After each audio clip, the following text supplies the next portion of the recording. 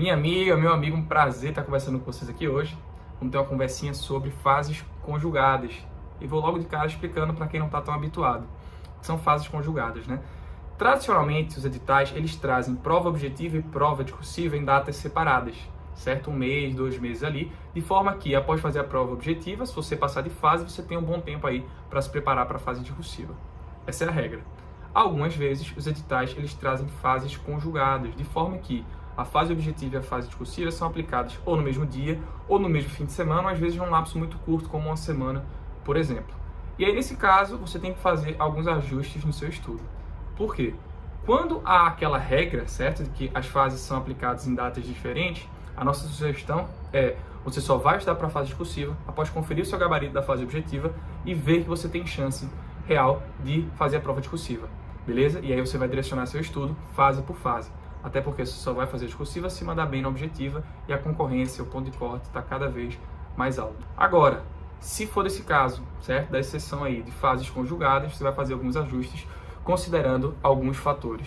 Primeiro fator a se considerar: todas as provas discursivas vão ser corrigidas ou apenas de alguns candidatos, certo? Tem ponto de corte para correção das peças ou questões subjetivas, certo? Algum número de candidatos, percentual de acerto, são essas duas variáveis. Geralmente as bancas fazem assim: ou corrige as provas dos X primeiros colocados, ou corrige as provas daqueles que tirarem nota acima de tanto, beleza? E aí tem que fazer essa identificação também. Terceiro ponto: a prova objetiva ela é apenas eliminatória para identificar quais provas discursivas serão corrigidas, ou ela também é classificatória de forma que será considerada também na nota final. Esses pontos são relevantes demais, galera, para a gente priorizar nossos estudos.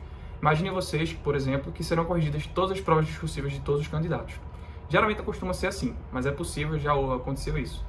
Então, nesse caso, você tem que fazer um estudo mais equilibrado, porque a nota final vai ser, inevitavelmente, a soma das suas duas provas, certo? Primeira e segunda fase. Por outro lado, se só forem ser corrigidas algumas provas subjetivas, você tem que mandar bem na objetiva, porque se você não mandar bem na objetiva, sua prova sequer pode ser corrigida, tá bom? Então, tem atenção a esses fatores na hora de fazer os seus ajustes no estudo. E que ajustes são esses? Qual a regra que eu sugiro que vocês adotem? Vai fazer prova com fases conjugadas.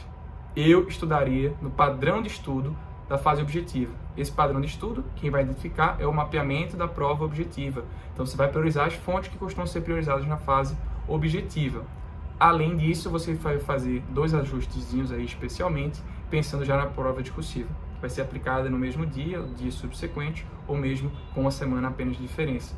E esses ajustes seriam: além do padrão de prova de fase objetiva, você vai inserir aí um simulado de fase discursiva semanal. Eu sugiro até que você se matricule no cursinho se tiver condição financeira para isso, tá bom? Porque ele dá aí um compromisso e também ele chama atenção para alguns pontos que costumam ser cobrados na sua prova, certo? E também, se tiver condição, compra aí um livro de peças, pareceres, questões subjetivas para fazer essa leitura, por exemplo, à noite, tá bom? E aí, na questão do livro, como você já vai fazer o simulado para treinar a escrita, eu sugiro que você trabalhe no livro, no treino das questões, com tempestade de ideias, certo? É uma ferramenta que eu utilizava tanto no estudo quanto na prova, que basicamente consiste em ler enunciado, grifar ali no enunciado aquela deixa, certo? Que indica o que é que o examinador está querendo, e trabalhar em tópicos, assim, o que é que você acha que o examinador está querendo, o que é que você acha que vai constar lá no espelho, tá bom? E aí, quando você estiver lendo esse livro de peças, questões, pareceres, você confere se aquilo que você colocou de fato é o que estava no espelho, se faltou alguma coisa, por quê?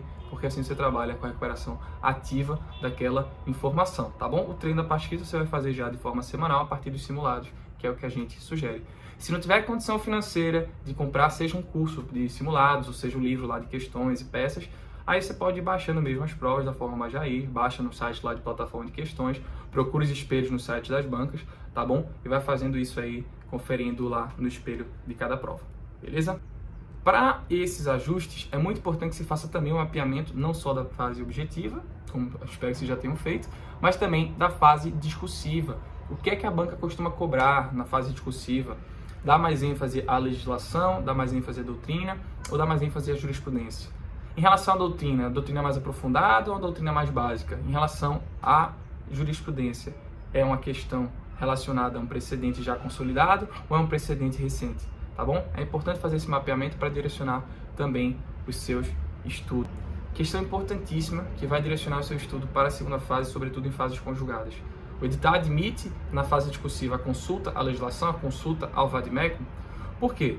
Se o edital não admite, você vai ter que ter uma leitura ainda mais incisiva da legislação, beleza? Se ele admitir, é claro que você não vai sonegar, você não vai dispensar a leitura da lei seca, porque ela vai estar lá na sua prova objetiva. Eu acabei de sugerir que você adote o padrão de estudo para a fase objetiva com os ajustes que a gente conversou.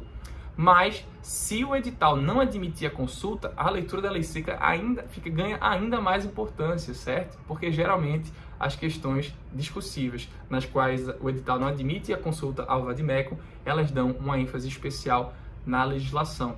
Então, atenta também para esse ponto. Beleza, galera? Eu espero que eu tenha ajudado você de alguma forma. Eu faço um convite para que, se você tiver mais alguma dúvida sobre estratégia de estudo para fases conjugadas, você pergunta aqui, que a gente vai ter um prazer de responder e também ajuda a direcionar nossos próximos conteúdos. Falando nisso, se você não segue a gente, já coloca para seguir, ativa o sininho para você ser um dos primeiros aí a saber cada conteúdo novo que a gente lança, tá bom? Dá o like também se gostou desse vídeo. Tamo junto e até a próxima.